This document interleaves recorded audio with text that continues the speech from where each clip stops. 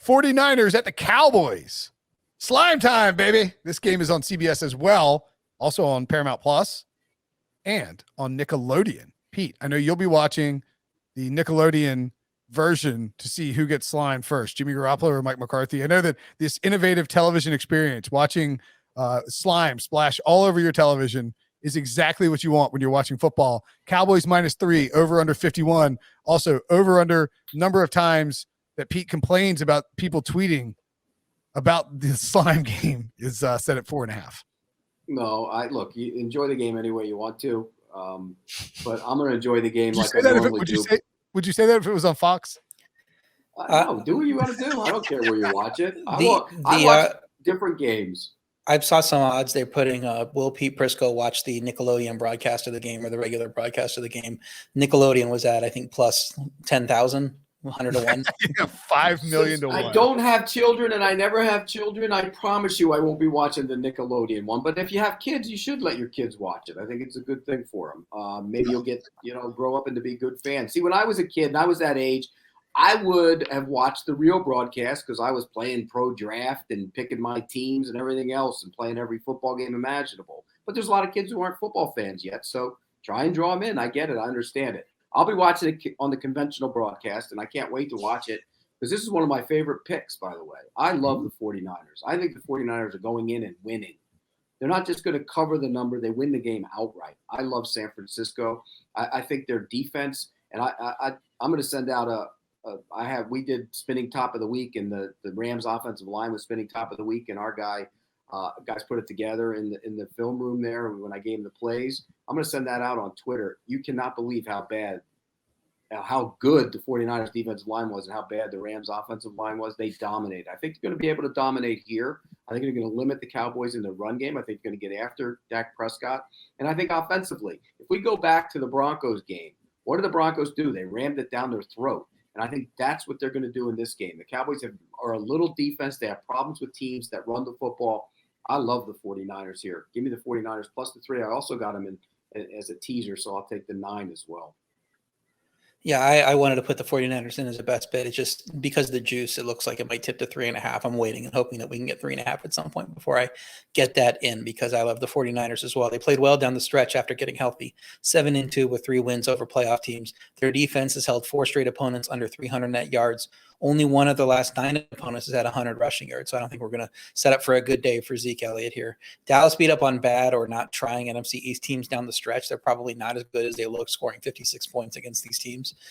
It'll be up to the Dallas defense to create turnovers here because I think San Fran should be able to move the ball. I think these are probably pretty even teams, and because home field isn't worth 3 to me, I think there's a value with San Fran at plus 3. But like I said, get it at plus 3.5.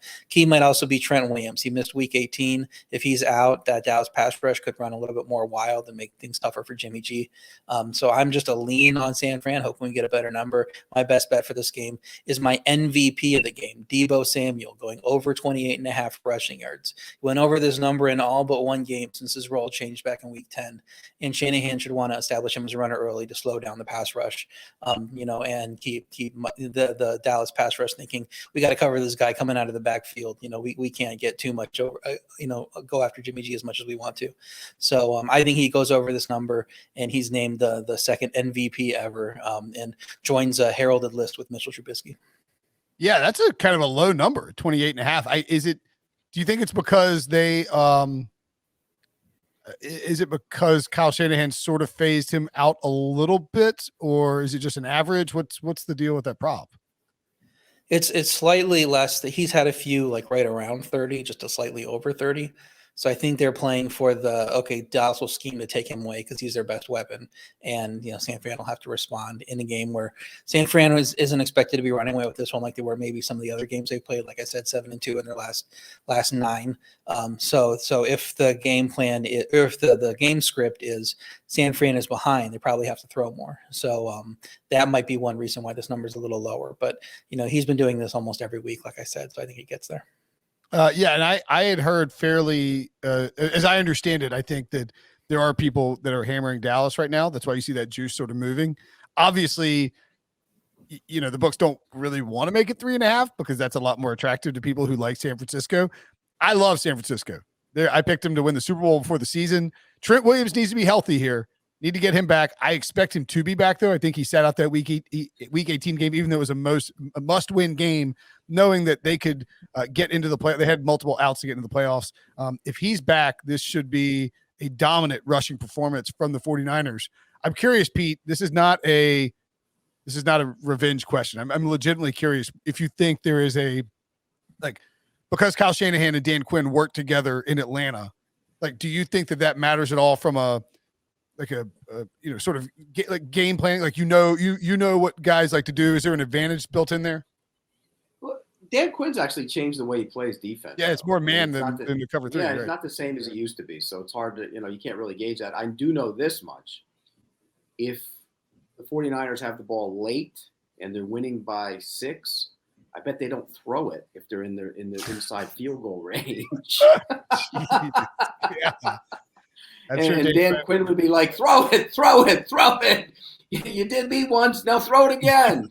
No. Throw it to Trevon Diggs, damn it. Kyle Shanahan is a great coach when it comes to scheming things up and doing the right things. And I think sometimes in his career, his arrogance got the best of him, and that was one of those moments. But I think he's fantastic at what he does. Yeah, the Cowboys defense has been a revelation, and Dan Quinn's done a great job. But this 49ers offense, when it's cooking at maximum juice, is really tough to stop when you're running Debo and the jet sweeps. And by the way, just an FYI, because I know he's a hot name out there on the Mike McDaniel. I had a really nice conversation at this combine one year with Mike McDaniel about why they should have run the ball 3 times and kicked the field goal. And he tried to play the analytics game with me and this and that and everything else. So I bet that went well. I'm 1-0 on Mike McDaniel. I like old Mike McDaniel. I do too. Mike's smart, man. He's a bright kid. He's smart. I'm impressed with Mike McDaniel and Kyle Shanahan. I love the way they play. I'm telling you, if I was running an offense, I'd put that offense in. Oh, yeah. Do you think there's any chance Mike McDaniel leaves for a head coaching job? I mean, he's still pretty young, right? I mean, don't get me wrong. He's young. I don't know if it's going to happen this year, but the fact that he's getting in the mix is a good thing for Mike McDaniel.